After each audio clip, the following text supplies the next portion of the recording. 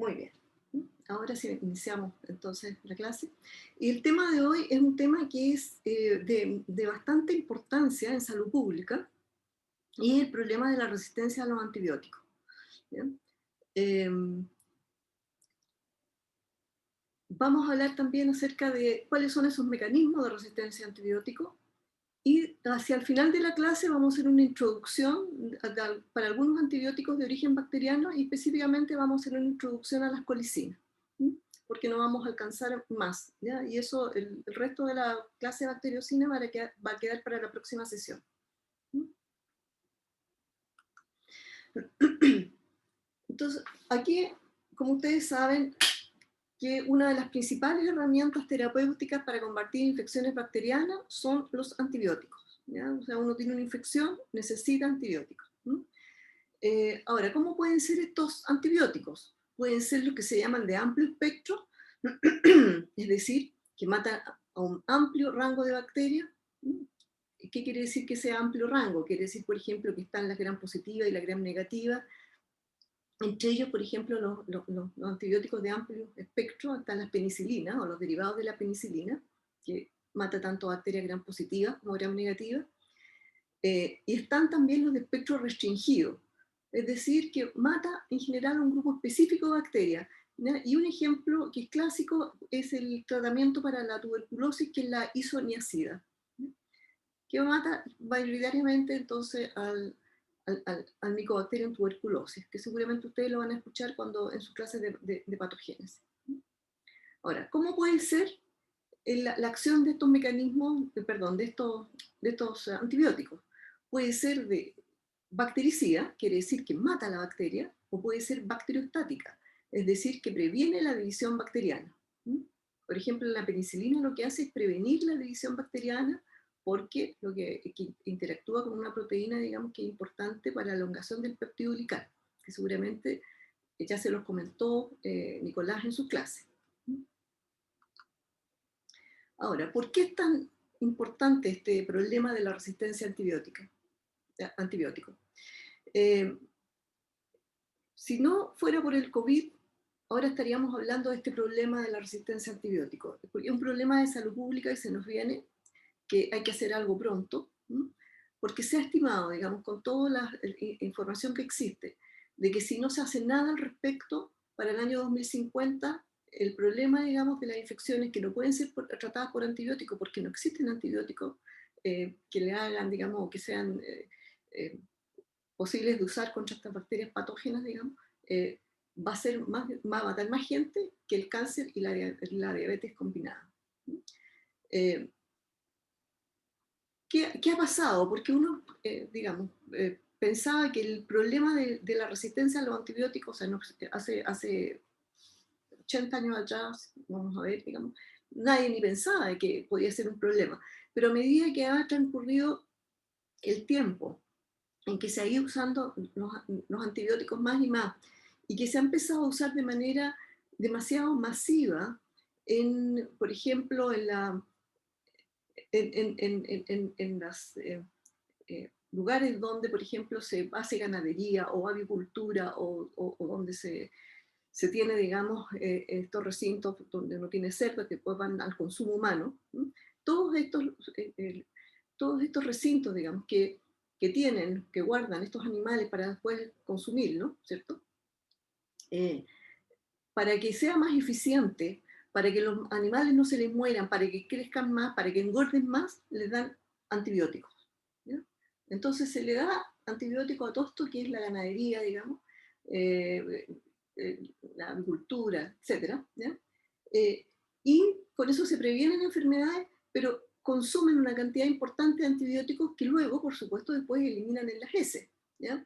Y lo que se llama, digamos, fertilizante, contiene, de hecho,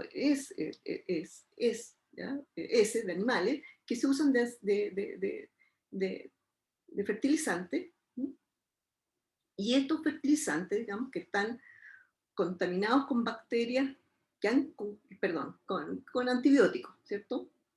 ¿Qué va a pasar? Que esos también vienen las bacterias propias de cada animal. Al estar en contacto con los antibióticos, vamos a verlo en un segundo más, se van seleccionando bacterias resistentes, y eso también van a dar, digamos, a las plantas que se usan, cuyo fertilizante ha sido estos guanos, digamos, que se usan para crecer, y finalmente uno va a ir a consumir esto. Entonces, aquí se produce que hay mucho antibiótico circulando, ¿ya? Toneladas, estoy hablando de cientos de toneladas, ¿ya? Miles de toneladas, y más o menos lo que se usa, digamos, para estas granjas animales, en general, si uno saca un promedio, es el 80% de todo el antibiótico que se usa en el mundo va para estos fines. Y el otro 20% va para el tratamiento de enfermedades en humanos. Pero de ese 20%, la mitad que se da no había necesidad de darla.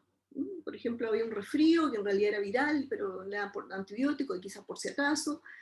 Y todo eso, digamos, ha contribuido a que se vaya aumentando mucho la resistencia a antibióticos por los motivos que yo les voy a contar a continuación. Entonces aquí hay algo, digamos, que se está tratando de reeducar, se están tratando de pasar leyes, controles de calidad, por eso que ahora también se habla de alimentos que no han sido adquiridos o procesados, digamos, con antibióticos de por medio, y que la gente en realidad debería favorecer. También antibióticos no solamente, digamos, para las aves, para el ganado, etcétera, sino que también para la acuicultura, por ejemplo, en los salmones, también se le pone mucho antibiótico, que ahora también hay regulaciones que están diciendo no puede crecer salmón en presencia de antibiótico, entonces están empezando a hacer leyes y regulaciones para que esto no ocurra, pero todo eso va con una cinética que es además diferente en diferentes países. Hay países que son más estrictos y otros países que son menos estrictos. Entonces, lo que yo les anunciaba, tenemos que entender cuáles son las causas de aparición de bacterias que tienen resistencia, ¿sí? Pero para ello, entonces, primero voy a tener que explicar algunas cositas. Uno es la presión selectiva, ¿sí? Que voy a partir con eso. Después, viendo qué es la presión selectiva, los mecanismos de resistencia a antibióticos, cómo son estos mecanismos y cómo se transmiten entonces estos mecanismos de resistencia a otras bacterias que son sensibles. Entonces, la parte que viene de la clase, voy a aludir a estas tres cosas. La presión selectiva. Entonces, primero, ¿cómo una población de bacterias, digamos, que era sensible a un determinado antibiótico, ahora se vuelve resistente? En todas las comunidades bacterianas lo que uno puede encontrar es que hay un número alto de bacterias que son sensibles y unas poquitas que son resistentes. Y esto, digamos, se podría seguir manteniendo así, pero ocurre que si, por ejemplo, se administra un antibiótico, ¿qué va a pasar con las bacterias que son sensibles, que aquí están dibujadas en azul?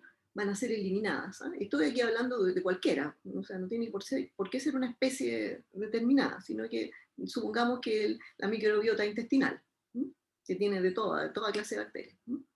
Entonces todas las sensibles van a ser eliminadas y van a quedar las resistentes. Y esas resistentes, al no tener competencia, van a poder crecer, digamos, muy favorablemente y propagarse y convertir, digamos, algo que era muy poquita resistente a prácticamente todas resistentes. Y después de esto también existen mecanismos para transmitir esa resistencia a otras bacterias que eran sensibles, ¿no? Entonces, aquí se produce entonces la dispersión, ¿no? A otras especies, a otros microorganismos de esta resistencia. Y eso también lo vamos a ver a continuación. Ahora, ¿cuáles son esos mecanismos de resistencia a antibióticos? Entonces tenemos una serie de antibióticos que yo básicamente quiero que aquí aprendan los conceptos. Yo voy a decir los nombres de los antibióticos, pero si empiezo a nombrarlos y a enumerarlos y a clasificarlos, los voy a más bien atiborrar de alguna información que sí la pueden tener, y yo quiero ver algunos conceptos. Por ejemplo, tenemos antibióticos que actúan a nivel de la pared celular. Como habíamos dicho, la penicilina, ¿cierto? Que es el de la familia de los betalactámicos, ese es el blanco, ¿cierto? La pared celular, digamos, o la envoltura, en el caso de la gram negativa, en que va a afectar la síntesis de péptido glicano. Después tenemos algunos antibióticos que afectan la síntesis de ácidos nucleicos, ¿ya? Aquí hay dos ejemplos, la fluoroquinolona y la rifampicina. Entonces, eso va a ser el target, ¿ya? Los ácidos nucleicos. Después tenemos otros antibióticos, como el trimetopin y la sulfonamida, cuyo target, digamos, blancos, la síntesis de folato, que es un precursor muy importante de mucho metabolismo crítico para la célula, entre ellas la propia síntesis de ácidos nucleicos. Después tenemos antibióticos, como la daptomicina, que actúa a nivel de la membrana celular, ¿ya? Y tenemos también otros que actúan a nivel de la síntesis de proteínas, ¿ya? Y aquí tenemos la linesolida, las tetraciclinas, los macrolidos, los aminoglucósidos. Entonces, ¿cómo es? Básicamente estos son los mecanismos, ¿cierto? A nivel de la síntesis de la pared, de los ácidos nucleicos, metabólico, membrana y síntesis de proteínas. Entonces, ¿cómo es que se puede adquirir resistencia a estos antibióticos? Primero, puede ser, digamos, porque existen en la bacteria resistentes lo que se llaman bombas de flujo y que van a sacar algún antibiótico, digamos, una vez que se ingrese a la célula, lo van a sacar, ¿ya? Y aquí hay una serie de antibióticos que están enumerados aquí abajo, ¿cierto? Que tienen bombas de flujo. Nosotros en el trabajo que vamos a ver de resistencia a antibióticos, vamos a ver un ejemplo de una bomba de flujo. Después están porque algunas bacterias se hacen impermeables a algunos antibióticos, ¿ya? Y aquí también hay una serie de ejemplos de bacterias que se han hecho impermeables a este tipo de antibióticos. Después, porque o son impermeables o se hacen impermeables, ya vamos a ver algunas diferencias, ¿ya? Ahora existen en algunas bacterias la capacidad, a ver, voy a diferenciar acá. Por alguna mutación se puede modificar el target. Por ejemplo, si era la acción del antibiótico era inhibiendo la síntesis de proteína, por ejemplo, que haya una modificación en el ribosoma o en alguna estructura del ribosoma para que ahora ese antibiótico no sea sensible. Lo mismo podría ser la modificación de la envoltura de alguna medida o la modificación de alguna proteína que participa en la síntesis de ácidos nucleicos, ya sea, por ejemplo, a nivel de la transcripción. Hay un ejemplo clásico que es el de la rifampicina, que una mutación en su unidad beta, la RNA polimerasa, produce la resistencia a este antibiótico. Y estas pueden ser adquiridas, digamos, por mutaciones, incluso mutaciones espontáneas. Pero también la bacteria, al igual como tiene aquí una bomba de flujo, puede tener enzimas inactivantes, como las beta-lactamasa, ¿cierto? En fin, o que modifiquen el antibiótico una vez que ingresa, o que lo hidrolicen, ¿no? Entonces, como que aquí podemos distinguir dos cosas. Algunas que naturalmente habían algunos componentes que inactivaban o modificaban los antibióticos o que los expulsaban, o también algunas que se adquirió alguna mutación en el sitio blanco y con eso se hizo la resistencia a antibióticos.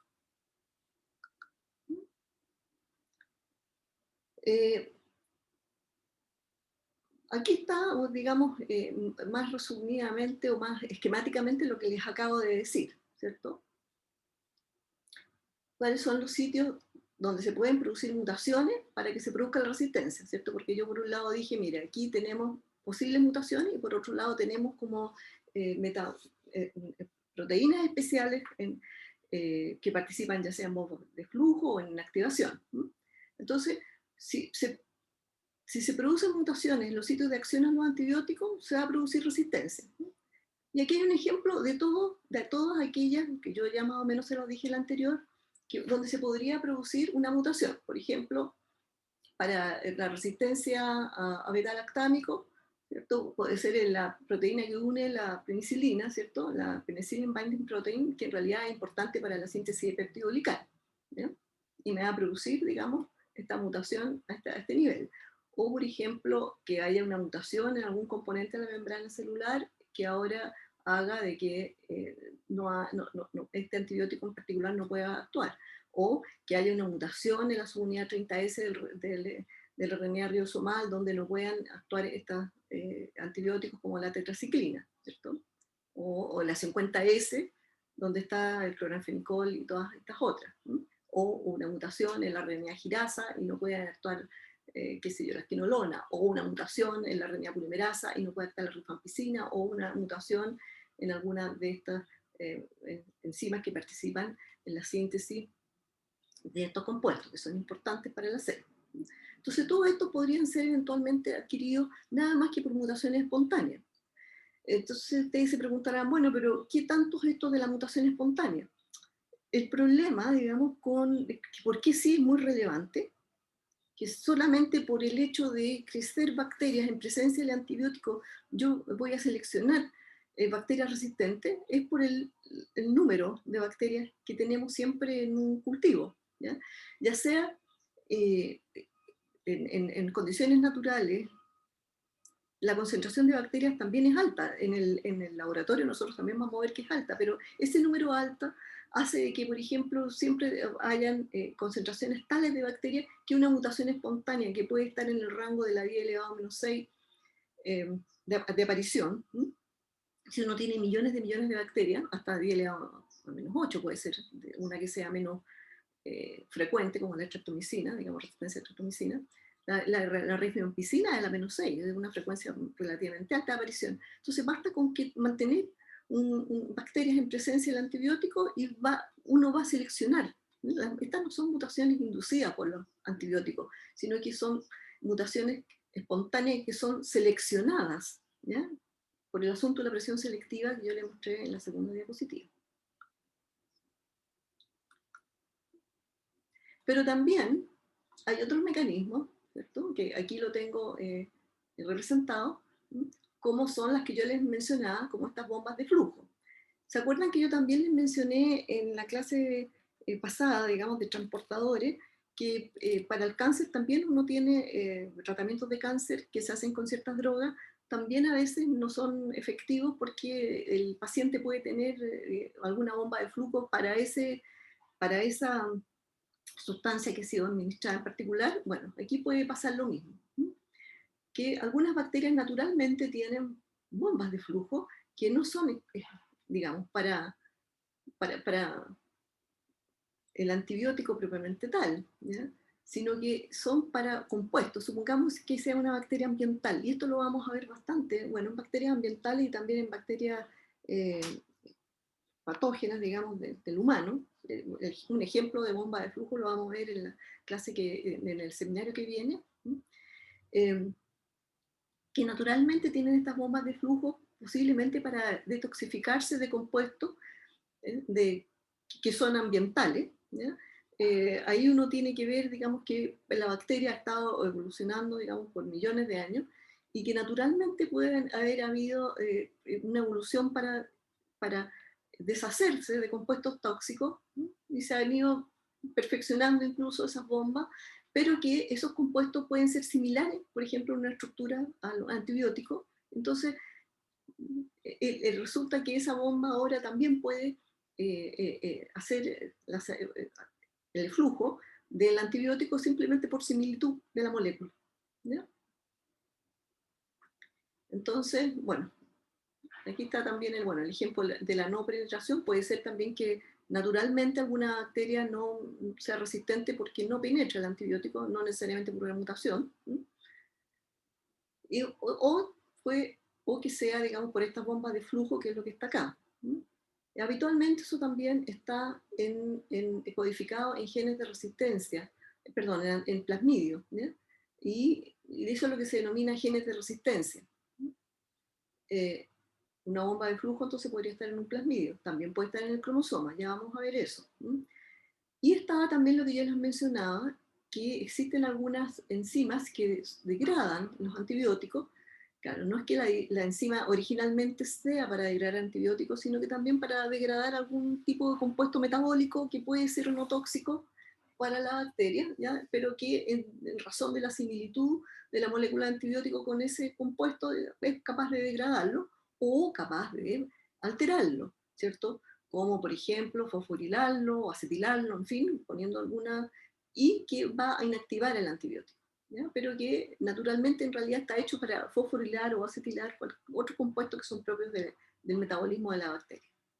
Entonces, aquí tenemos eh, esas posibilidades, ¿ya?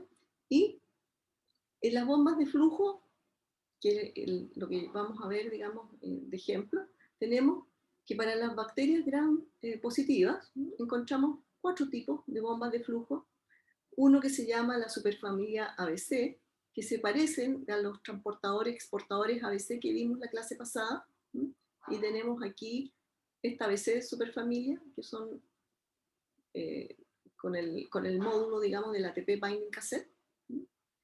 Después tenemos una que se llama MFS, por Major Facilitator Superfamily, que son bombas de flujo con mucha relevancia clínica para gran positivo. Esta, digamos, donde uno encuentra, cuando hace aislados clínicos y empieza a buscar dónde tiene mucha relevancia estas bombas de flujo, son en esta familia, ¿ya? Y aquí están, digamos, los ejemplos de antibióticos a los cuales exportan, digamos, o hacen el flujo. Tenemos la familia MATE, por Multi-Drug and Toxic Compound Expression, que elimina, digamos, o extruye, o hace flujo de estos compuestos. Y tenemos finalmente esta familia SMR, por Small Multi-Drug Resistance, y, digamos, hace el flujo de estos compuestos que están acá. En gram negativos, por otro lado, tenemos 3 importantes familias, ¿ya? Entre ellas tenemos esta, la RND, que es Resistant Nodulation and Division. Esto porque fue originalmente aislado así, pero son bombas de flujo. Estos son con la mayor relevancia en clínica, ¿ya? Y de esta va a ser el ejemplo que vamos a ver en el seminario. Una bomba de flujo de Klebsiella, que es un patógeno, en que va a tener este tipo de componentes, los ACR, ¿ya? Y esta proteína TOL-C. Si ustedes se recuerdan, cuando yo les pasé los transportadores ABC, les decía que tenía, ¿cierto?, el transportador que estaba en la membrana propiamente tal, la proteína accesoria y una proteína membrana externa. En este caso, la proteína membrana externa siempre es TOL-C, y hace, digamos, esta especie de conexión, ¿ya? Desde el interior hacia el exterior, en este caso, para eliminar entonces los diferentes antibióticos. Y aquí tenemos esta familia RND que ya les acabo de mencionar, los tipos ABC, porque tiene el exportador tipo ABC, ¿no? Y tiene entonces aquí la organización, que es igual que esta, ¿no? Y los tipos MFS, que es Major Facilitator Superfamily, ¿cierto? Que aquí se excluye con esto el flujo del ácido nalidíxico, novobiosina, etc. Estos son ejemplos. Una duda, anteriormente hablamos de las bombas de flujo de las gram positivas y ahora de las negativas. Sí, Ah, ya. mira, fíjate. Aquí está solamente el peptidoglicán, no hay membrana externa, ¿no?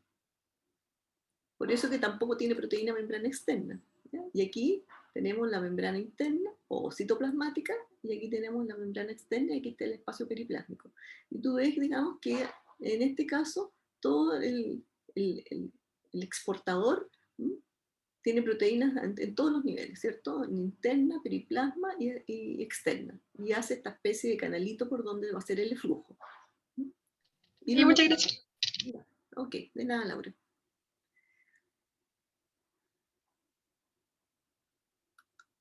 Bien. Entonces, hay un antecedente que yo les di. Un antecedente que yo les di es que la bomba de flujo, ¿ya? Y las enzimas inactivantes son, digamos, genes que están codificados en las bacterias y que, digamos, queda fácil de entender cómo es por mutación, pero cómo es por adquisición de estos componentes que hacen, digamos, las bombas de flujo o la inactivación. Y eso se hace por transferencia genética horizontal, y tenemos tres maneras de hacer esa transferencia génica horizontal, que los vamos a ver los tres en este curso, en diferentes clases. Uno de ellos es lo que se llama transducción, que es el traspaso de material genético mediado por un virus. Y aquí, por ejemplo, si lo tenemos esto en un plasmidio, generalmente entre tramposones, vamos a ver también que eso es muy habitual, tener codificado entre tramposones la resistencia a antibióticos. Este virus, digamos, puede tener parte de este genoma de la bacteria y traspasarlo, por ejemplo, que está en otra bacteria, ponerlo acá en esta bacteria. También puede ser por conjugación, ¿cierto? Que existan plasmidios conjugativos, entonces hay traspaso de este, por ejemplo, hacia esta, que no la tenía, y aquí tiene los genes de resistencia, o también puede ser por lo que se denomina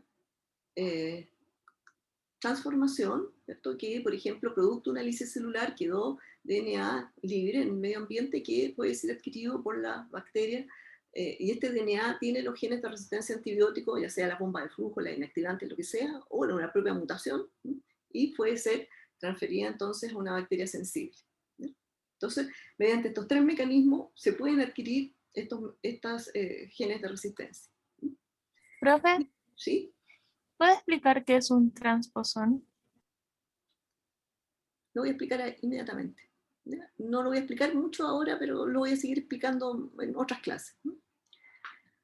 Existen, y esto es lo que iba a poner ahora, que es muy común, ¿cierto?, encontrar la resistencia a antibióticos codificada en estos elementos, digamos, que son los tramposones, que en realidad también uno le podría poner integrones, digamos que un poco más amplio, porque no necesariamente son tramposones, pero que están entre secuencias que pueden después insertarse en el cromosoma.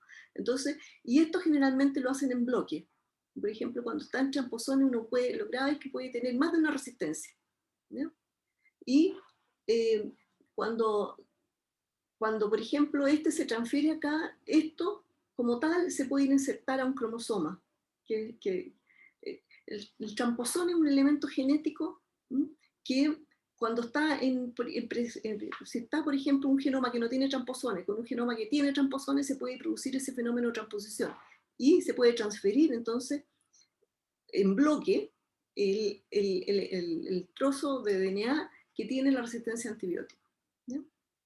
Hasta aquí lo voy a decir nomás porque es bastante complejo, tiene peculiaridades, ¿cierto? Tiene estructura del DNA que permite hacer este proceso de transferencia desde un DNA a otro DNA. Pero por de pronto simplemente decir que están en estas unidades, digamos, donde al transferirse va a pasar en bloque toda la resistencia a antibióticos que tiene, que puede ser más de una, que eso es lo peligroso, digamos, de todos estos elementos. Y esto es muy eficiente en la diseminación. No sé si te quedó claro. Sí, profe, gracias. Ya.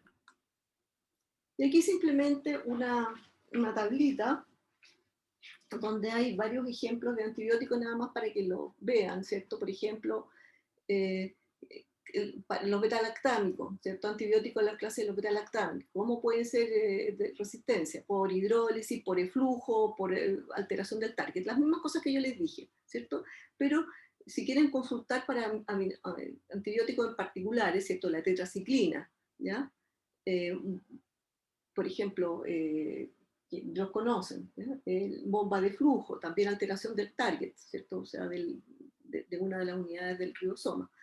Los macrolidos, donde está la acitromicina, también, ¿cierto? Hidrólisis, en fin. Aquí pueden ver, digamos, cuáles son esos mecanismos, ¿cierto? Y, claro, cuando vean bombas como flujo, quiere decir que tiene que ser transferido una bomba, digamos, todos los genes que codifican para la bomba a la bacteria para hacerla resistente. Cuando vean alteración del target, dicen, ese se puede haber adquirido por mutación, ¿ya? La rifampicina, por hiperredoxilación, por el flujo y por el target alterado, que yo les decía, mire, una mutación en la subunidad beta de la RNA polimerasa le va a producir resistencia a rifampicina. Y así, tiene péptidos catiónicos, aquí está la colistina, que también, ¿cierto? O el eflujo, esta también la vamos a mencionar un poquitito en el paper que vamos a discutir. Entonces aquí hay una lista que ustedes pueden examinar. Ahora, ¿cómo ha sido el desarrollo de esta resistencia a antibióticos en el tiempo? Entonces tenemos, digamos que en 1940, cuando empezó recién el estudio de los antibióticos, con el descubrimiento, digamos, de la penicilina por el Alexander Fleming, y se empezó a dar, ¿ya? Casi al inicio ya se encontraba resistencia a antibióticos, ¿cierto? Pero era poco, y esto fue muy útil, sobre todo al comienzo. Después, cuando se desarrollaron los macrolidos, que partieron en la década de los 50, ya en la década de los 60 habían resistentes. Las quinolonas, que en la década de los 60, ya en la misma década ya tenían las resistentes. La cefalosporina en la década de los 80, ya en la misma década tenían los resistentes. Los carbapenemos, que son muy importantes, ya que se usan mucho y que es un problema grande ahora la resistencia a estos carbapenemos.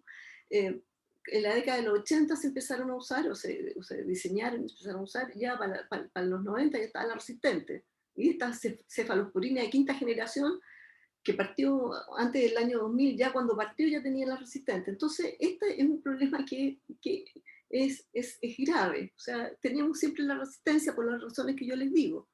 Y esto en realidad es un problema serio, porque es un problema que tiene que ver también con políticas de salud pública que no se han dado como deberían haberse dado, porque las farmacéuticas, que eran las que desarrollaban generalmente los antibióticos, en general más miran un beneficio económico, y el beneficio económico en realidad no se lo da el desarrollo de nuevos antibióticos, se lo da, por ejemplo, el desarrollo de drogas que ataquen enfermedades crónicas como la diabetes, como la hipertensión, que tienen el paciente cautivo de por vida, porque uno tiene una enfermedad crónica y tiene que tomar remedios hasta el día que se muera. ¿Ya? En cambio, el antibiótico uno lo toma una semana y ya, o 3 días incluso. Y entonces no fue rentable para la farmacéutica estar en el desarrollo de los antibióticos, y por otro lado los estados se dejaron estar y no dieron dinero para desarrollar más antibióticos que iban en el fondo a ir a pérdida, porque se van a desarrollar nuevos antibióticos, pero como es caro, no va a dar un rédito económico. Y bueno, y eso nos llevó a la crisis que tenemos, en que tenemos, sí, hay antibióticos, pero resulta que ahora es resistente para todos los antibióticos que tenemos. Y hay algunos antibióticos que se guardan, como por ejemplo el caso de la vancomicina. Hay varios antibióticos que no se dan, no se venden en la farmacia, solamente lo tienen en los hospitales como último recurso. Pero también es resistente para ellos. Y aquí está lo que yo les digo, ya en esta década, digamos, década pasada, porque ya estamos en el 21, ya algunos gobiernos, como por ejemplo en la era de Obama, se dieron cuenta de esto, y él dio mucho dinero para empezar a estudiar el asunto de la resistencia. Miren, dio 1.200 millones de dólares para empezar con esto. Después vino la era Trump, que cortó ese dinero. Ahora viene la era Biden. Espero que vuelva a dar ese dinero, porque esto significó un retroceso bien grande de que se cortaran esos dineros para buscar más nuevos drogas con la cual combatir infecciones, ¿cierto? Y aquí, digamos, hay varias alertas, digamos, tanto de la Organización Mundial de la Salud, del problema que se nos está viniendo encima. Ahora, independientemente de eso, también se han empezado a buscar alternativas al uso de antibióticos, ¿cierto? Es imperativo seguir haciendo investigación para los antibióticos que son tipo clásico convencional, o sea, eso hay que hacerlo sí o sí. No es algo que uno pueda decir, no, tratemos de cambiar todo y no hagamos nada más al respecto. No, es algo que hay que hacer. Hay que buscar siempre nuevos antibióticos y, digamos, con muchas regulaciones, guardarlos para aplicarlos cuando la situación es gravísima. Porque puede, digamos, si se empieza a diseminar una bacteria que tiene resistencia a todo y que es muy virulenta, estamos en serios problemas, es como volver a la Edad Media, ¿te fijas? Entonces, hay que tener nuevas alternativas, pero por otro lado también hay que educar a la población y hay que buscar también otras estrategias. Por un lado también se ve que la administración indiscriminada de antibióticos altera el microbioma, eso yo les había dicho, y lo que también se ha visto que trae consecuencias al organismo. Entonces aquí hay muchas revisiones, digamos, bastante extensa de qué es lo que pasa con el efecto antibiótico cuando se administran de manera indiscriminada. Se empiezan a matar bacterias que son beneficiosas y después recuperar esa microbiota a veces es muy difícil. Entonces, hay que tener cautela a la hora de desarrollar antibióticos, de administrar antibióticos, y por otro lado, quizás lo que venga, hacer quizás que los antibióticos que se hagan sean más dirigidos hacia bacterias patógenas. Esa podría ser una alternativa. ¿Cuáles son los problemas que se han encontrado por alterar la microbiota? Y bueno, entre ellos, y hay bastante literatura al respecto, hay la obesidad, la diabetes, inflamaciones intestinales, alergia, asma y también enfermedades neurodegenerativas como el Alzheimer. Entonces, se sabe ahora de que la alteración de la microbiota puede producir cambios en el microbioma y que a veces se asocian esos cambios con algunas enfermedades. De modo que el antibiótico, digamos, es muy útil cuando uno está en una situación límite, pero si no hay necesidad, no se recomienda verdaderamente empezar a usar antibióticos. Y si no ¿Profe, hay, se escucha? bueno, ¿quién? ¿Manuel? Sí, hay una pregunta por el chat. Camila Benavides pregunta, ¿hay alguna forma de hacer bacterias recombinantes sin usar antibióticos para la selección? Hacer bacterias recombinantes. Sin usar antibióticos para la selección. Ah, te lo dice ya, ya. Mira, que bueno, ya ahora entendí lo que está hablando. Lo que ella está preguntando es que nosotros usamos, cuando hacemos plasmidio, usamos resistencia a antibióticos, ampicilina, etc. Entonces, claro, ella está preocupada de que si nosotros también estamos contribuyendo en alguna medida a esta diseminación de bacterias resistentes. Bueno, existen regulaciones en los laboratorios para el desecho de todas estas bacterias. ¿Ya? Entonces, por ese lado debería estar tranquila. ¿Quién fue? Que no lo tengo en el... No tengo el dato. Camila. Por ese lado tendría que estar tranquila, Camila. Existen regulaciones para la eliminación de todos esos microorganismos. ¿Ya? Pero para contestar derechamente tu pregunta, sí. No es que existen alternativas. Por ejemplo, supongamos que yo quiero hacer una cepa. Aquí nos vamos a salir un poco del problema, pero por ejemplo, supongamos que yo quiero hacer una bacteria que yo finalmente lo quiero usar en humanos, ¿ya? Y no le voy a poder poner una resistencia a antibióticos. Pero para poder seleccionarla, lo que le puedo poner es, por ejemplo, que crezca o que no crezca en un determinado medio, ¿ya? Que metabolice o no metabolice algo. Entonces le pongo un gen, digamos, que le falte o que le sobre, ¿ya? Para crecer o no crecer. Entonces, sí, metabólicamente, hacer una estrategia metabólica, ¿no? En que uno dice, bueno, esta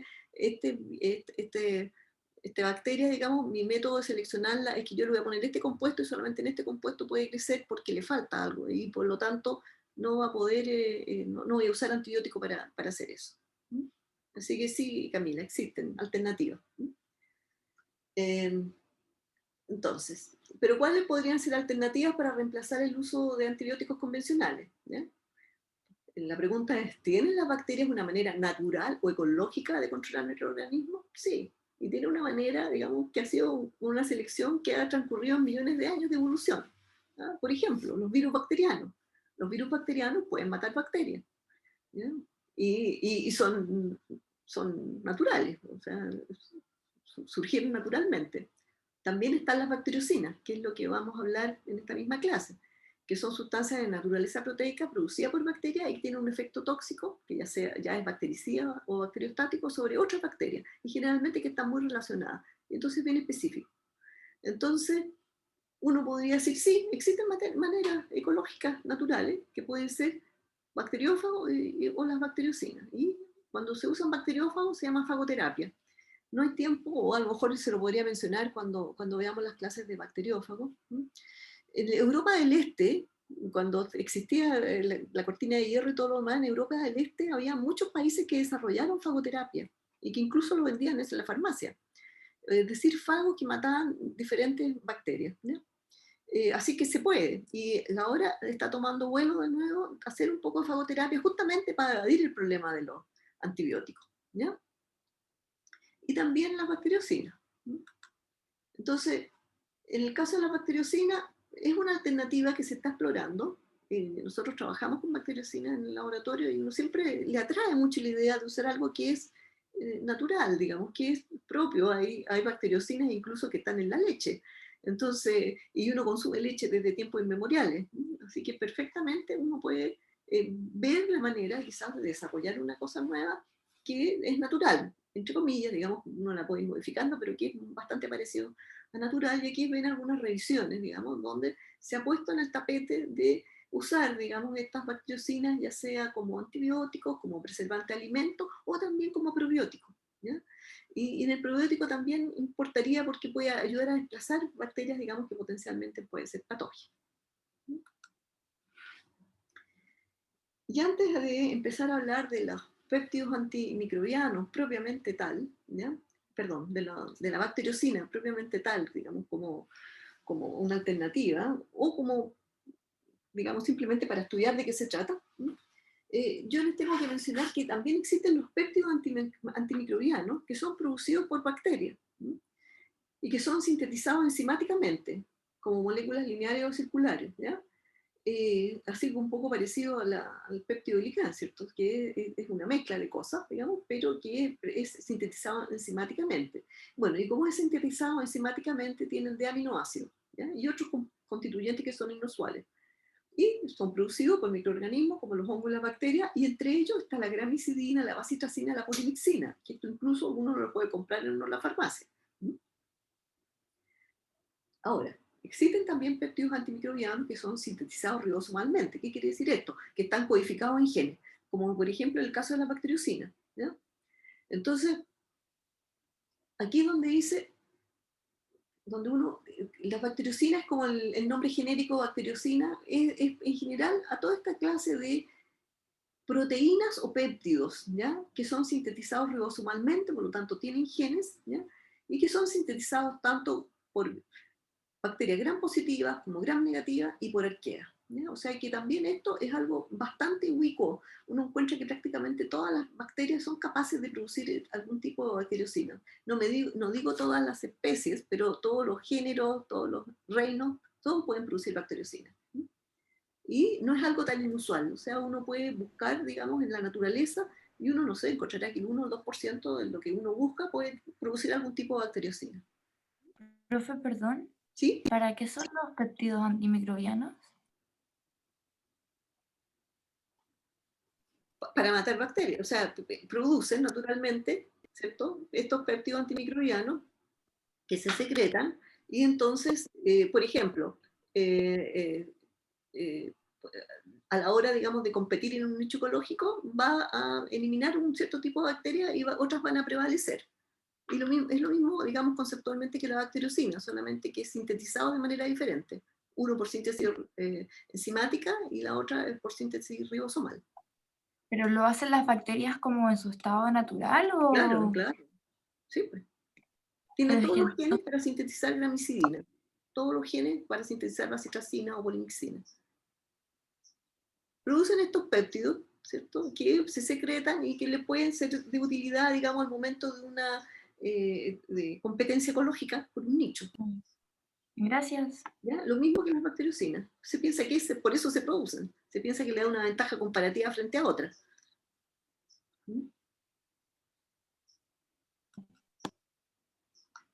Entonces, aquí está lo que ya les dije de la definición de bacteriocina, que son sustancias de naturaleza proteica producidas por bacterias y que tienen un efecto tóxico, ya sea bactericida o bacteriostático, sobre cepas relacionadas con la cepa productora. Aquí hay una limitante, ¿cierto? O sea, una bacteriocina no de gram positivo es difícil que vaya a matar una bacteria gram negativa. Una bacteriocina gram negativa es difícil que vaya a matar a alguna gram positiva, no digo imposible, es más difícil. Y generalmente requieren de receptores, por lo tanto, habitualmente las colicinas, por ejemplo, que son producidas por Escherichia coli y que tienen un peso molecular alto, ¿ya? Actúan sobre bacterias que son muy relacionadas a la bacteria productora, o sea, sobre otras cepas de Escherichia coli, o Salmonella a lo mejor, pero no va a ir a actuar sobre algo muy diferente.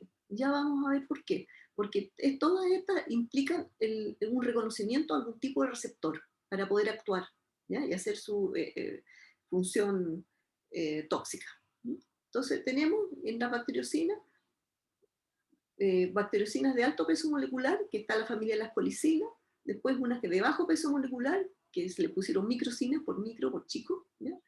Y también tenemos bacteriocinas que son producidas por gram positiva, que también puede ser de bajo peso molecular y algunas pocas de alto peso molecular, ¿ya? Entonces, aquí tenemos, digamos, una variedad de posibilidades, que la vamos a ver a continuación. Pero muy importante, no hay que confundir estas toxinas bacterianas, estas bacteriocinas, que son toxinas, pero que actúan sobre bacterias solamente, con lo que se conoce como toxinas bacterianas, que tienen un efecto citotóxico no sobre bacterias, sino que sobre animales. Por ejemplo, la hemolicina, que lisa la sangre, ¿cierto? La citolicina, etc. ¿Ya? Nosotros vimos la hemolicina en un ejemplo que es exportada por un exportador ABC. ¿Se acuerdan? En la clase de exportadores, hemolicina es una proteína más o menos grande que es secretada por una Escherichia coli o otro tipo de bacterias, también vive un montón que hacen hemolicina, y que lo que hace cuando infecta un animal es producir, digamos, un efecto tóxico en la sangre, produce la hemólisis, ¿bien? Pero las bacterias están al lado, no les pasa absolutamente nada. Entonces, estas toxinas bacterianas tienen mucha importancia en patogénesis, y ahí yo creo que van a volver a ver ustedes algunas toxinas bacterianas que se les conoce también como exotoxinas. Bien, ahora, volviendo a nuestras bacteriocinas, uno las puede clasificar según la bacteria productora, ¿cierto? Entonces, las por gram negativas, tenemos las grandes, tipo colicina que habíamos mencionado, que son termosensibles, o sea, uno las calienta y se inactivan, y tienen un peso molecular mayor de 20.000. Las microcinas, que son termoresistentes, uno las hierve y siguen activas, pero con un peso molecular inferior a 10.000. Estos gram negativas. Tenemos ahora por gram positivas, en que tenemos grandes, ¿ya? Y chicas, ¿ya? Grandes prácticamente son re pocas, ¿no? Estas son parecidas a las colicinas. Y chicas tenemos esta que es la clase 1, la clase 2 y la clase 4, digamos, que son chicas pero modificadas o no modificadas, ¿ya? Parecidas a las microcinas, pero pueden estar modificadas o no modificadas. Entonces esa es una manera de clasificarlas. En lo que me queda de clase, yo voy a hablar solamente de las colicinas, y en la clase que viene voy a hablar del resto. ¿Cómo uno puede determinar la actividad de una bacteriocina en general? Aquí puse microcina porque es algo que hicimos en el laboratorio, pero sirve para todas. Uno tiene lo que se llama la cepa indicadora, ¿ya? ¿Qué significa la cepa indicadora? La cepa que es sensible a la acción de esa bacteriocina, ¿cierto? Uno incluye en un agar blando, que está fundido a una temperatura en que no mate la bacteria, y lo deposita sobre una placa que tiene agar duro. Entonces hace una capita, que es lo que está acá, que tiene agar blando con las células incluidas, y encima deposita, digamos, ya sea una muestra purificada de la bacteriocina o simplemente una colonia, un asa con una colonia donde va a estar la bacteria que produce la bacteriocina, y lo pone a crecer, lo cultiva a 37 grados Celsius, o a la temperatura que crezca la bacteria indicadora, y después lo que uno ve es un halo de inhibición del crecimiento, que es lo que se ve acá. Esto como en amarillo, sí, ese es el césped, ¿ya? Y esto que está aquí, ese es el halo de inhibición de crecimiento, porque no pudo crecer. Este es un cultivo, digamos, es un cultivo de una bacteria, que aquí está la colonia, que se ve negra al fondo, pero es por el efecto de la foto, y echó para afuera toda esta bacteriocina y produjo la inhibición acá. Así se ve.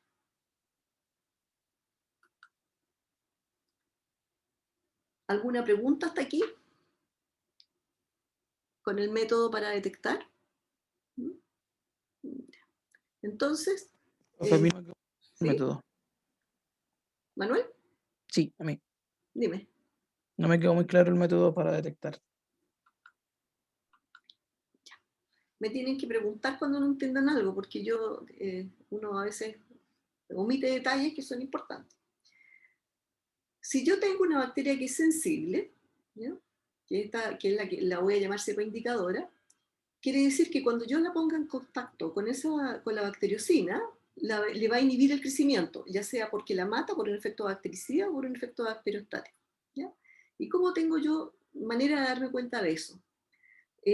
Si yo pongo, ¿cierto? Aquí lo que hice fue incluir en la cepa indicadora en agar blando. Entonces, ¿qué es esta capita que está aquí arriba? Aquí hay agar duro, ¿ya? Un agar que estaba fundido, ¿ya? A una temperatura que no me mató la bacteria, y yo lo deposité rápidamente aquí y eso se solidificó. Entonces, aquí todas las bacterias que habían acá en este cultivo van a empezar a reproducirse. Al ojo uno ve al comienzo que la placa se ve normal, se ve translúcida, pero si yo la incubo, lo que va a pasar es que esa célula va a formar lo que se llama un césped, ¿ya? Un césped, porque es totalmente opaco. Pero si yo encima, antes de poner a cultivar, pongo un microcina o bacteriocina purificada, una gotita purificada, o pongo una colonia, unas pocas células, digamos, lo que después va a dar lugar a una colonia. Esa bacteria, digamos, va a crecer y va a empezar a producir la bacteriocina. O si yo puse lo purificado, va a estar ahí encima la bacteriocina. ¿Y cómo se va a ver al cabo del cultivo? Que el césped, que es esto que se ve en amarillo, aquí oscuro, o café, ¿eh? Ese es el césped. Y cada una de estas es donde yo puse o la gota purificada o la colonia, el poquitito donde va a crecer la colonia. Si en este caso es colonia, ¿y qué va a hacer la colonia? Va a empezar a crecer la colonia, pero a su vez va a secretar, porque las colicinas o las bacteriocinas se secretan, ¿no? Va a empezar a secretar, ¿no? Y todo esto que se ve aquí, claro, translúcido, porque así sería el color de la placa que no tiene crecimiento, ¿no? Va a significar que en toda esta región está el inhibidor, que en este caso es la bacteriocina. Y esto que vemos acá se llama halo de inhibición de crecimiento. Si aquí yo en vez de ponerle esto, le hubiera puesto un disco que tenía un antibiótico, se vería igual. Cuando ustedes hacen, o si quisieran hacer resistencia o sensibilidad a antibiótico, ¿cierto? Si hay sensibilidad al antibiótico, yo pongo un disco aquí, supongamos con ampicilina, ¿ya? Y aquí veo esta inhibición de crecimiento, quiere decir que esta bacteria es sensible a la acción de la ampicilina. Y si no se produce esto es porque es resistente. ¿Ok? ¿Se quedó claro? Sí, ¿No? perfecto. Sí, ahora me quedó claro. Gracias. Esta parte era importante. Profe, las bacteriocinas, ¿Sí? ya, las secretan algunas bacterias y se usan contra otro tipo de bacterias, ¿o no? Claro. Lo voy a elaborar un poco más acá. Gracias. Sí. Las bacteriocinas son sustancias tóxicas producidas por bacterias que van a actuar, digamos, con su efecto tóxico sobre otras bacterias, ¿ya? Y aquí voy a poner el ejemplo de las colicinas, que como ya les había dicho, tiene un peso molecular mayor de 20.000, tiene una organización genética similar, todas las colicinas, que tiene un gen de la lisis, un gen de la inmunidad, ¿cierto? Y el gen propiamente tal de la colicina. ¿Qué significa el gen de la inmunidad? Significa, digamos, que cuando se produce colicina no puede, ¿cómo se llama? Ser matada por sí misma, ¿cierto? Entonces tiene que ser neutralizada, y que lo neutraliza es una proteína, que es la proteína de la inmunidad, que de alguna manera hace que este ya no tenga el efecto letal. Y vamos a ver los mecanismos por los cuales puede ser esto. Ahora, no tiene genes que la exporten. A diferencia, digamos, de las bacteriocinas de gram positiva y las microcinas no tienen genes que la exporten, por lo cual la única manera de liberar la colicina es a través del lisis celular. Y eso con la consiguiente muerte de la bacteria productora. Entonces, como que cuando se produce, hay una especie de suicidio, ¿ya? Entonces ustedes me dirán, pero esto es medio loco, porque se está produciendo, se está muriendo para que la libere.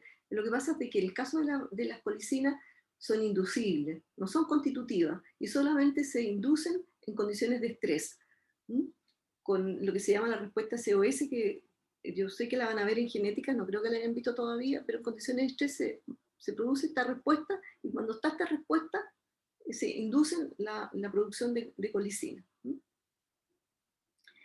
Y como les comentaba, se codifican en plasmidio, ¿no? Y la estructura de la colicina tiene 3 dominios.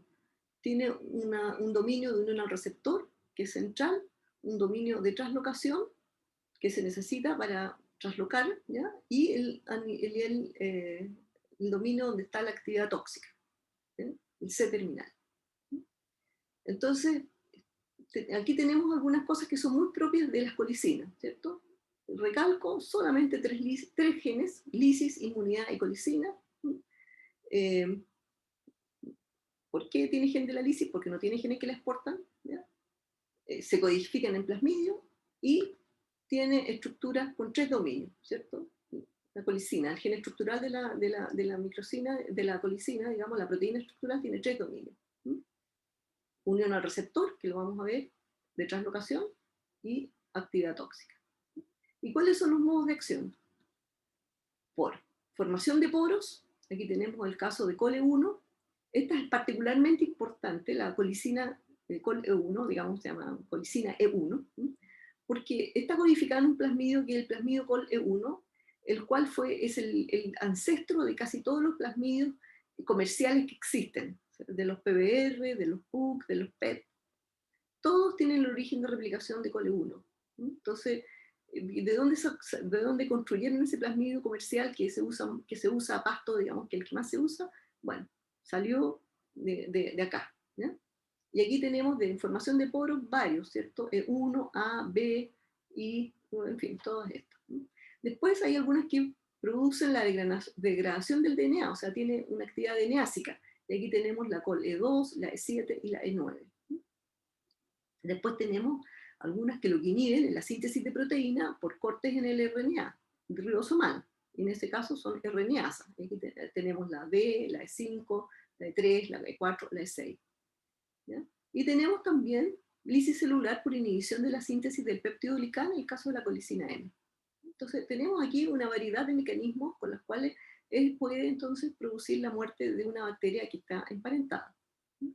¿Y qué es lo que se necesita para que ejerza la acción?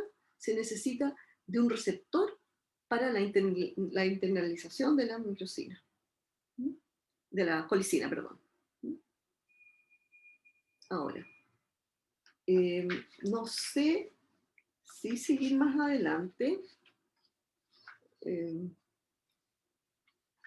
Yo creo que si me dan 5 minutos, termino un poco con esta idea para que no quede volando. La idea de cómo actúa, porque si no me va a quedar muy cortado. Y es, por ejemplo, tenemos un grupo de colicinas que son las de colicina tipo A, la grupo A y las colicinas del grupo B.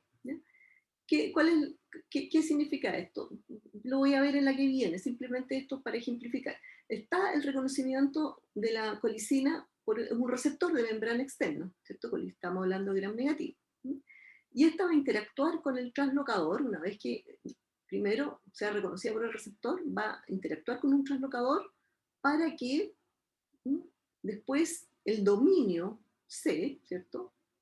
Porque aquí tenemos el dominio RB, receptor binding, el dominio T, que va a interactuar acá, ¿ya? Y el dominio tóxico, que era el C, va a ejercer su acción. ¿Dónde puede ejercer su acción? Si es la colicina M, aquí en el péptido glical, ¿cierto? Si es una colicina que forma poro, aquí en la membrana, si es una DNasa o una RNasa, va a tener que ser nuevamente traslocada, ¿no? Pero ahora hacia el interior de la célula, y tiene otra parte, digamos, que es reconocida, otra parte, que son ya sea este tipo de ayudadores, TOL o TON.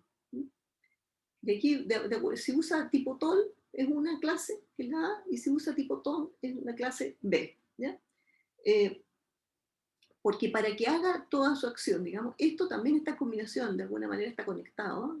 Aquí aparece como que no está conectado, pero esto y esto está conectado. Entonces, todo esto en su conjunto ayuda a la translocación, y esta parte también ayuda ya sea a la inserción o a la nueva translocación hacia el interior de la célula. Les muestro esta otra, digamos, que no aporta nada nuevo, simplemente es más esquemática, y yo creo que ayuda a entender mejor lo que acabo de decir. En que aquí tenemos, está dibujada como los dominios separados, ¿cierto? Entonces, tenemos aquí, por ejemplo, el caso de la colicina A, ¿ya? No confundir grupo A con colicina A, pero grupo. Aquí, la colicina A. ¿Cuál es su receptor? B2B. Entonces, ¿Cuál va a ir a interactuar? El dominio de unión al receptor. Este interactúa. ¿Cuál va a traslocar? Este T. Va a traslocar. ¿Dónde va a ir a actuar esto? Va a ir a actuar a nivel de la membrana. Pero, ¿se va a traslocar toda la proteína? No, solamente se va a traslocar el receptor C, perdón, el dominio C, que es el dominio tóxico. Entonces este dominio tóxico se va a ir a insertar a la membrana y aquí va a formar el poro, junto con otras, seguramente, unidades de esto. Y aquí está el sistema, por ejemplo, este es del tipo TOL, porque aquí está TOL A, ¿ya? Etc. Dependiendo, entonces, ¿ya? Lo que quiero recalcar aquí entonces es que no se traslocó toda la colicina, solamente se traslocó el dominio tóxico. ¿Ya? Y lo único que pasó es que los otros dominios ayudaran a que esto se traslocara acá. No es el caso cuando son chiquititas se trasloca toda la proteína, cuando son inferiores a 10.000. Pero en el caso de las colicinas, solamente es el dominio tóxico el que llega aquí y a veces tiene que seguir para acá, porque si tiene actividad DNásica tiene que seguir hacia el interior de la célula. Y eso lo vamos a ver más adelante. Entonces yo voy a dejar hasta acá, porque ya más o menos se cumplió el tiempo. A no ser que tengan alguna pregunta. Profe, ¿están unidas esas partes de la proteína o es como solamente para esquematizar que son como la misma cuestión? A ver, Laura, repite la primera parte que no te la entendí bien. Que si están unidas siempre, la Sí, parte sí, T con la C sí, y el RB. sí. Ah, ya. Justamente esa es la cosa, digamos, que es como rara, de que no, digamos, no se trasloca todo, sino que quedan unidas acá.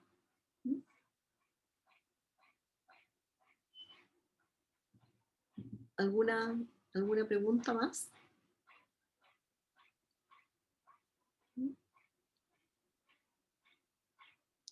¿Todo claro? Todo claro, profe.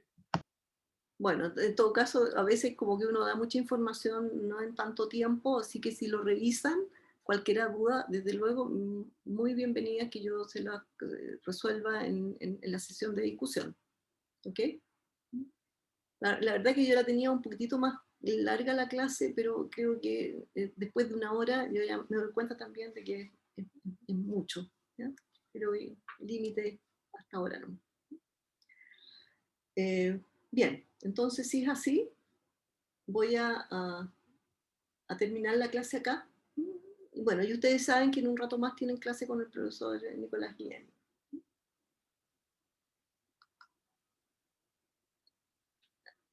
Bien, entonces, bueno, nos vemos la próxima semana. Y que, bueno, ya que no los veo, que tengan buen fin de semana, descansados, cuídense mucho. Chao, profe, gracias. Chao. Chao, profe, que esté bien. Chao, profe, gracias. Chao.